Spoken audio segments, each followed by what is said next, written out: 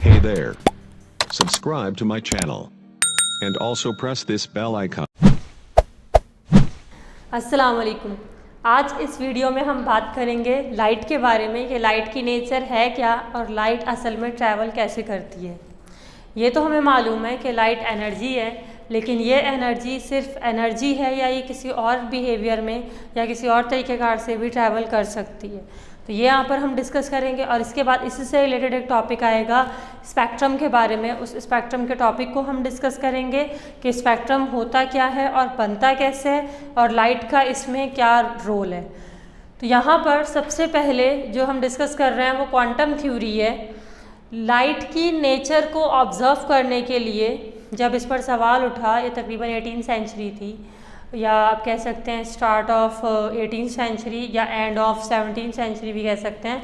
तो वहाँ पर जब ये सवाल उठा कि लाइट की नेचर है क्या, कहीं पर ये रिफ्लेक्ट कर जाती है, कहीं पे ये रिफ्रैक्ट कर जाती है, तो इस लिहाज से इसकी नेचर को स्टडी करने के लिए सबसे पहले आइजैक न्यूटन ने एक थ्योरी दी थी जो न्यूटन्स कॉर्पस्कुलर थ्योरी के नाम से जानी जाती है।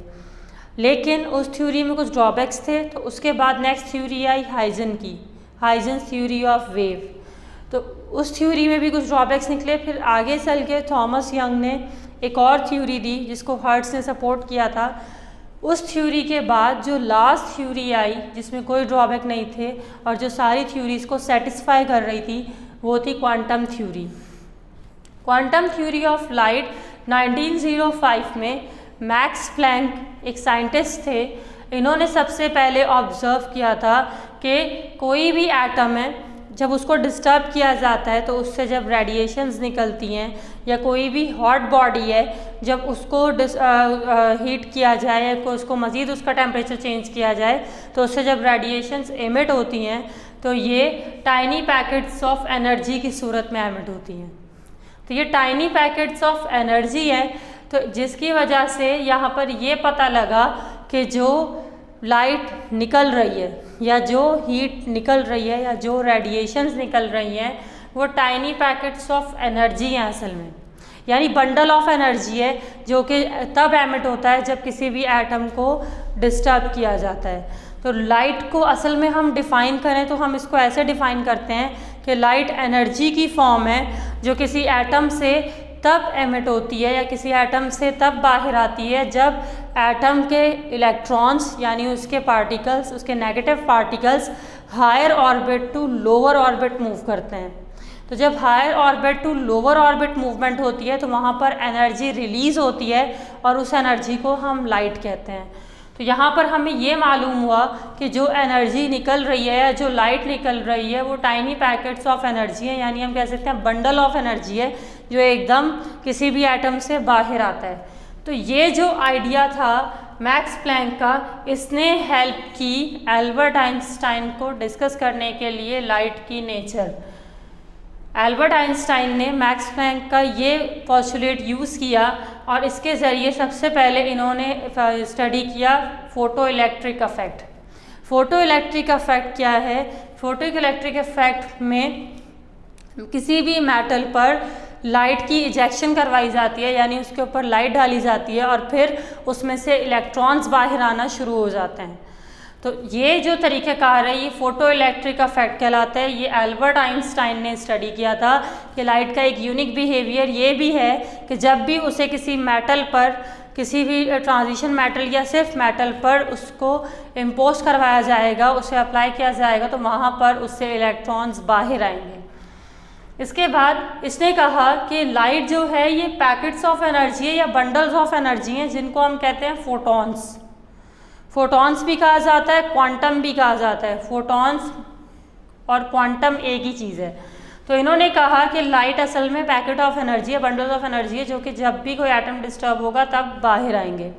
इसके बाद फिर इन्होंने आगे मज़ीद डिस्कस किया, क्योंकि अब यहाँ पर इख्तलाफ ये था कि अगर ये लिटिल पैकेट्स ऑफ एनर्जी है तो फिर ये according to Huygens, according to Thomas Young, according to Hertz, इतने सारे साइंटिस्ट थे जिन्होंने ये कहा था कि ये वेव की सूरत में ट्रैवल करती है।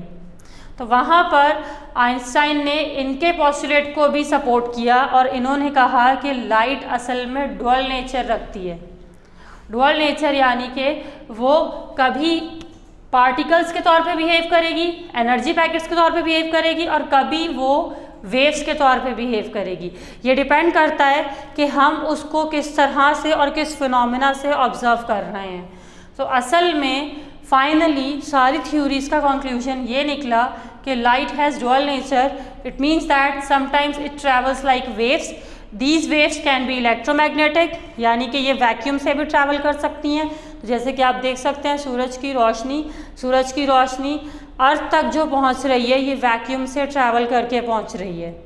तो वैक्यूम से ट्रैवल करके पहुंच रही है, इससे हमें ये भी मालूम हुआ कि लाइट को ट्रैवल करने के लिए किसी मीडियम की ज़रूरत नहीं होती, बल्कि लाइट बग़ैर किसी मीडियम के भी ट्रैवल कर सकती है। तो इसके बाद फिर अब जैसे कि यहाँ पे मैंने बताया कि लाइट हर मीडियम से ट्रैवल कर सकती है। इसके अलावा एक और चीज़ उन्होंने बताई कि क्योंकि ये वेव्स हैं तो ये स्ट्रेट लाइन में, स्ट्रेट डायरेक्शन में मूव करेंगी, लेकिन इनकी जो प्रोपगेशन होगी, इनकी जो ट्रैवलिंग होगी वो रेक्टिलिनियर होगी, यानी कि चारों तरफ होगी, चारों डायरेक्शंस में होगी, लेकिन होगी स्ट्रेट वे में। तभी आप नोट कर सकते हैं आपका जो शेडो बनता है वो बिल्कुल एक प्रॉपर फॉर्म में, एक प्रॉपर शेप में होता है, क्योंकि जो लाइट ट्रैवल कर रही है वो स्ट्रेट ट्रैवल कर रही है। यहाँ तक थी क्वांटम थ्योरी और डुअल नेचर ऑफ लाइट। अब इसके बाद यहाँ पर आप देख सकते हैं, अब हम डिस्कस कर रहे हैं स्पेक्ट्रम के बारे में। स्पेक्ट्रम क्या है? जब लाइट की डिस्पर्जन होती है, डिस्पर्जन यानी कि जो सूरज की रोशनी है ये कंसिस्ट करती है 7 कलर्स पे। ये 7 कलर्स मिलके वाइट लाइट बनाते हैं, जिसकी वजह से हमें सूरज की रोशनी में डिफरेंट कलर्स दिखाई देते हैं डिफरेंट फिनोमेना में। तो यहाँ पर वैसे जो सूरज की रोशनी जो हम कंसीडर करते हैं उसको हम वाइट लाइट कहते हैं, यानी कि वो फ़िलहाल कोई प्रॉपर एक कलर मेंशन नहीं कर रही होती। लेकिन जब इस वाइट लाइट को हम प्रिज्म के ऊपर या किसी भी ट्रांसपेरेंट बॉडी के ऊपर इमर्स करवाते हैं या इसको उससे रिफ्रैक्ट करवाते हैं, तो ये वाइट लाइट 7 कलर्स में टूटती है, और ये 7 कलर्स का जो बैंड बनता है ये कहलाता है स्पेक्ट्रम। वाइट लाइट का प्रिज्म पर पड़ना ये डिस्पर्जन है। ये जो 7 कलर्स की अपीयरेंस हो रही है इस डिस्पर्जन के बाद ये कहलाती है स्पेक्ट्रम। इसी तरह जैसे आपने रेनबो देखी होगी, रेनबो कैसे बनती है? रेनबो भी इसी तरीके से बन रही होती है कि जो बारिश के बाद जो वाटर है वो एज ए प्रिज्म एक्ट कर रहा होता है, वो एज ए क्रिस्टल एक्ट कर रहा होता है। जब उस पर सूरज की रोशनी पड़ती है तो वो 7 कलर्स में स्प्लिट हो जाती है। वो जो 7 कलर्स अपेयर हो रहे होते हैं उसको हम कहते हैं स्पेक्ट्रम। डिस्पर्जन के बाद ये जो 7 कलर्स हैं ये विबग्योर पढ़े जाते हैं, यानी विबग्योर मतलब कि पहला कलर जो अपेयर होगा वो वॉयलेट होगा, दूसरा colour indigo, then blue, then green, after that yellow, then orange and the last one is red. तो ये तकरीबन 7 कलर्स का कंट्रास्ट उस वक्त हमें दिखाई दे रहा होता है। इसको हम विबग्योर एक साथ एक कंबाइंड टर्म हमने इसको दी हुई है, लेकिन ये इंडिविजुअल कलर्स ये 7 है।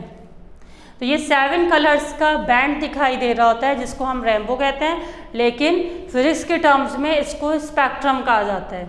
इसके बाद अब ये जो 7 कलर्स हैं ये 7 कलर्स असल में डिफरेंट वेवलेंथ्स और डिफरेंट फ्रीक्वेंसी को इंडिकेट कर रहे होते हैं। ये कलर्स चेंज क्यों हो रहे हैं? ये कलर्स चेंज इस वजह से हो रहे हैं क्योंकि वहाँ पर फ्रीक्वेंसी और वेवलेंथ भी चेंज हो रही है। तो जिसकी वजह से पहले हमें वॉयलेट दिखाई दे रहा होता है क्योंकि वहाँ पर फ्रीक्वेंसी और वहाँ पर वेवलेंथ कुछ और होती है। फिर जैसे ही फ्रीक्वेंसी मज़ीद चेंज होती है या वेवलेंथ मज़ीद चेंज होती है तो वो कलर हमें इंडिगो दिखाई दे रहा होता है, देन हमें ब्लू दिखता है, after that green, yellow, orange and red. तो जैसे जैसे लाइट ट्रैवल कर रही होती है उसकी वेवलेंथ और उसकी फ्रीक्वेंसी में चेंज आ रहा होता है, जिसकी वजह से ये 7 colours at a time appear हो रहे होते हैं। इसके बाद अब जैसे कि यहाँ पे इनकी रेंजेस लिखी हुई हैं, विजिबल स्पेक्ट्रम रेंज, वो स्पेक्ट्रम जो विजिबल हो रहा है बिल्कुल क्लियरली, यानी जिससे हमें बिल्कुल 7 कलर्स अपेयर होते हुए दिखाई दे रहे हैं, तो वहाँ पर जो 400 नैनोमीटर पर अगर वेवलेंथ है, यानी ऐसी वेव जिसकी वेवलेंथ 400 नैनोमीटर है स्पेक्ट्रम प्रोडक्शन में, तो वहाँ पर हमें जो कलर दिखाई देता है वो डीप वॉयलेट होता है। बिल्कुल डीप वॉयलेट कलर हमें दिखाई देता है अगर वेव्स की वेवलेंथ 400 नैनोमीटर हो तो।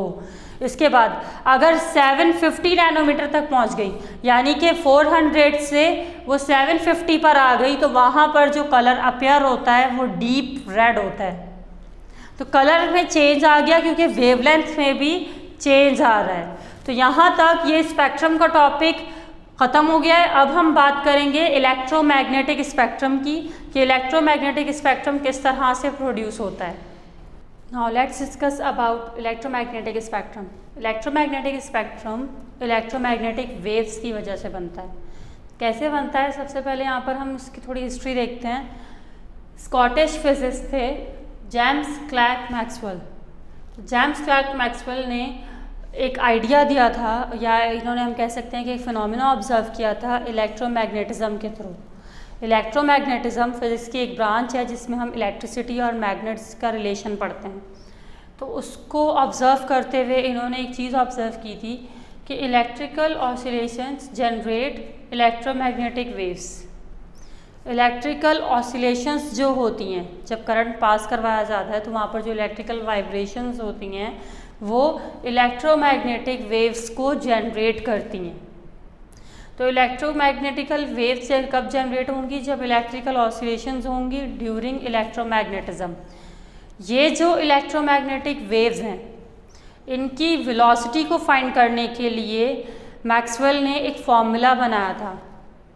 उस फॉर्मूले से जब वेलोसिटी कैलकुलेट की गई इलेक्ट्रोमैग्नेटिक वेव्स की, तो वो बिल्कुल सेम आई लाइट की वेलोसिटी के। तो वहाँ पर मैक्सवेल को ये डाउट हुआ कि ये जो इलेक्ट्रोमैग्नेटिक वेव्स हैं ये लाइट ही है, क्योंकि इनकी रफ्तार बिल्कुल सेम आ रही है। तो उसके बाद आगे चलकर इसको प्रूफ किया गया और बाकायदा उनकी बात का एक एविडेंस मिला, और उससे हमें पता लगा कि वाकई इनकी बात सही थी कि light is electromagnetic in nature, कि लाइट की जो नेचर है वो इलेक्ट्रोमैग्नेटिक है। तभी जैसे कि मैंने अभी बात की थी कि ये वैक्यूम से ट्रैवल कर सकती है क्योंकि ये इलेक्ट्रोमैग्नेटिक है।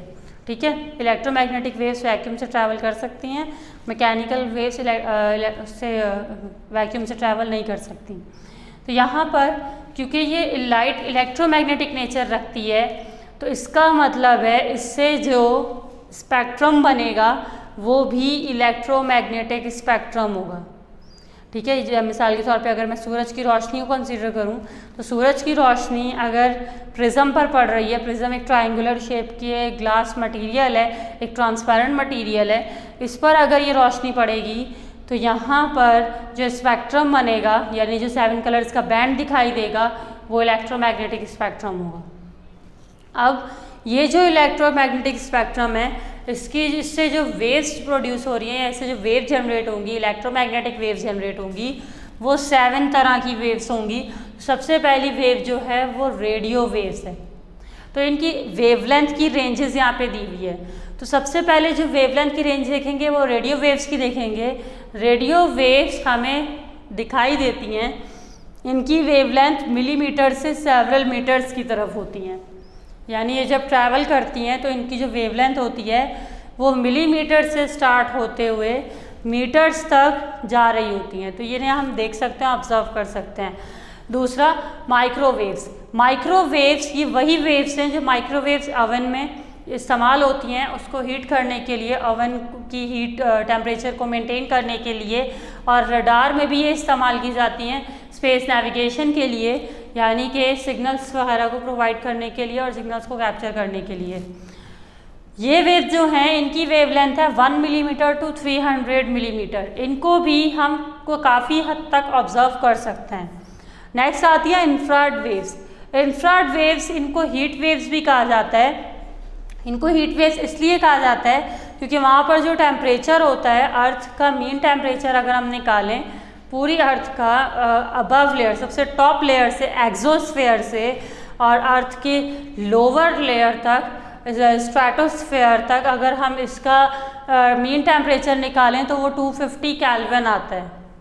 ये तो हमारा एटमॉस्फेयर है जिसमें हमें टेम्परेचर इतना नहीं फील होता, लेकिन अर्थ की अबव लेयर्स में, टॉप लेयर्स में टेम्परेचर बहुत हाई होता है। तो जब हमने मीन निकाला तो मीन 250 केल्विन आ रहा है। तो 250 केल्विन मीन निकालते हुए तो वहाँ पर जहाँ पर टेम्परेचर 250 केल्विन होगा वहाँ पर जो वेव्स जनरेट होंगी वो इंफ्रारेड वेव्स होंगी, जिनको हम हीट वेव्स भी कहते हैं, और इनकी wavelength 10 micrometre to 10 power -5 metres की रेंज में होती है। ठीक है, इनको हम नहीं देख सकते, या आप कह सकते हैं कि बहुत नेकेड आई से हम इनको ऑब्जर्व कर सकते हैं। फिर आती हैं विजिबल वेव्स। विजिबल वेव्स की वेवलेंथ 400 टू 700 नैनोमीटर है। ये भी वहाँ पर सोलर रेडिएशन जहाँ जनरेट हो रही होती है, यानी अर्थ की टॉप लेयर में, वहाँ पर ये मौजूद होती है। उस वक्त इसकी जो वेवलेंथ होती है सोलर रेडिएशंस की on the top of the earth वो 550 नैनोमीटर होती है, और इसकी रेंज 400 टू 700 नैनोमीटर है। ये more sensitive to the human eye है, यानी कि हम इनको नहीं देख सकते। हम इनको नॉर्मली जैसे कि हम वेव्स को ऑब्जर्व करते हैं, हम इनको वैसे ऑब्जर्व नहीं कर सकते। फिर आती है ultraviolet waves. Ultraviolet waves की जो रेंज आती है वेवलेंथ की वो 380 नैनोमीटर डाउन टू 60 नैनोमीटर तक आती है, यानी कि 60 नैनोमीटर से 380 नैनोमीटर तक अल्ट्रा वायलेट वेव्स की वेवलेंथ है। और ये कब एमिट होती हैं? ये हॉटर स्टार्स से एमिट होती है। हॉटर स्टार्स यानी वो सैयारे जहाँ पर टेम्परेचर बहुत ज़्यादा होता है, यहाँ तक कि 25,000 डिग्री सेंटीग्रेड से ज़्यादा टेम्परेचर जब मौजूद होता है तो ये वेव्स जनरेट होती हैं, जिनको हम अल्ट्रा वायलेट वेव्स भी कहते हैं, और ये हमारे लिए नुकसानदेह हैं। इसके बाद एक्सरेज, 6th वन है एक्सरेज। एक्सरेज की वेवलेंथ रेंज ये होती है 1 नैनोमीटर टू 0.01 नैनोमीटर। ये वही रेज हैं जो एक्सरे के लिए इस्तेमाल की जाती हैं, यानी बॉडी का इंटरनल ऑर्गन या बॉडी का इंटरनल सिस्टम को ऑब्जर्व करने के लिए जो वेव्स इस्तेमाल होती हैं वो एक्सरेज होती हैं। इनकी वेवलेंथ 1 नैनोमीटर टू 0.01 नैनोमीटर होती है, और ये भी हमें नहीं दिखाई देती। लास्ट आती है gamma rays. Gamma rays you know about it very well. ये इलेक्ट्रोमैग्नेटिक वेव्स हैं, इलेक्ट्रोमैग्नेटिक रेज हैं। तो इनकी जो वेवलेंथ है वो वैसे तो एग्जैक्ट कंफर्म नहीं है, लेकिन यहाँ पर एक लमसम फिगर दिया हुआ है 10 पावर -11 मीटर। ये गैमा रेज की वेवलेंथ है। ठीक है, कि इससे कम ही होती है 10 पावर -11 से। अब इससे कम कोई भी वैल्यू हो सकती है, इससे ज़्यादा नहीं हो सकती। ये रेज आपको बहुत अच्छे से पता है, न्यूक्लियर फिजिक्स में आपने पढ़ा है कि ये रेज कब एमिट होती हैं? जब कोई रेडियो एक्टिव न्यूक्लियस को डिस्टर्ब किया जाता है। रेडियो एक्टिव न्यूक्लियस जब डिस्टर्ब होता है, या हम कह सकते हैं न्यूक्लियर रिएक्शंस के दौरान ये वेव जनरेट होती हैं। तो यहाँ तक हमने 7 वेव्स को डिस्कस कर लिया, इलेक्ट्रोमैग्नेटिक स्पेक्ट्रम को भी डिस्कस कर लिया, और क्वांटम थ्योरी को भी डिस्कस कर लिया। तो यहाँ तक ये चैप्टर ऑलमोस्ट कंप्लीट हो चुका है according to the reduced syllabus.